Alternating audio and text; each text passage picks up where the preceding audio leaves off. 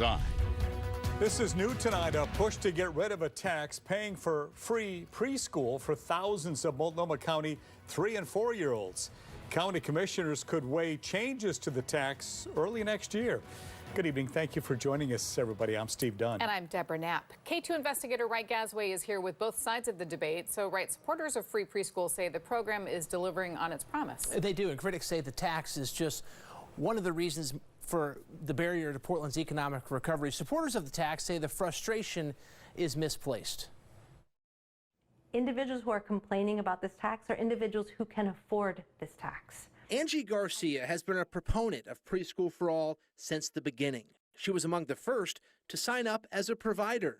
I have 4 currently, and I'm opening up a 5th in the fall of 2026. Now she provides taxpayer-funded preschool to more than 100 children countywide. They start the school year and they don't know how to be a part of a group setting. And by the end of the year, they have strong connections, not even just individually as peers, but the families themselves become stronger. The program is funded through a 1.5% tax on taxable income above $125,000 for single filers and $200,000 for couples. An additional 1.5% is charged on taxable income above $250,000 for individuals and $400,000 for couples. The tax is set to increase nearly 1% in 2027. Vanessa Sturgeon owns and manages high-rises in downtown Portland. She and others in the business community say the tax is one reason businesses and people are leaving Multnomah County. There are just too many burdens on your average Portlander, and there's a messaging issue in that there's a lot of focus on the taxes being levied on the wealthy, and that really just isn't the case. To that end, Multnomah County leaders are debating changes. Decisions could come early next year. There are a couple of things to say about that. Mary King is a professor of economics emerita at Portland State. She serves on a group that will make any recommendations for changes to county leaders. There's a lot made about this preschool for all tax and some of the other taxes, but this particular tax, that it's pushing away business and that it's pushing away the people who pay it. They're moving out of the county. What do you make of that argument? Well, I will say this, that we haven't seen any evidence of that. No evidence that would stand up. It seems to me to be quite anecdotal. It seems to me being pushed by lobbying organizations. King argues people move for reasons besides taxes. Many in the business community disagree. Coming down. Critics say Preschool for All is under the microscope, not for what it provides, but instead for how it's funded. Andrew Hone is the president and CEO of the Portland Metro Chamber. Let's get down at the table and solve for the problem of taxation, not about getting rid of preschool. No one's having that conversation.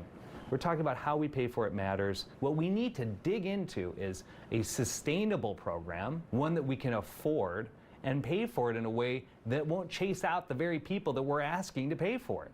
King says people who want to make wholesale changes to Preschool for All should go to voters. It passed by a 2-to-1 margin in 2020. What we want to value is taxing the people who can comfortably pay, who've benefited a lot, and to fund a program that'll benefit everyone, including them.